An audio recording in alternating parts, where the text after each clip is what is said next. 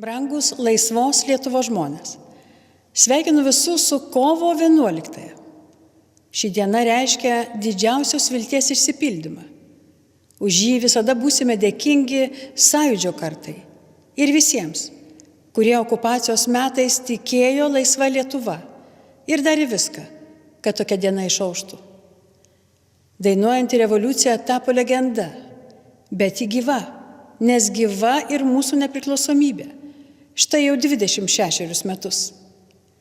Šiandien vėl dainuojame kovo 11-osios dainas ir girdime jose begalinį tikėjimą Lietuvą.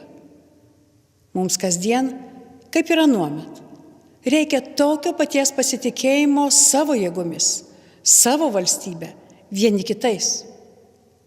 Laisvos Lietuvos žmonės, pasveikinkime vieni kitus su nepriklausomybės atkūrimo diena, su kovo 11-ąją.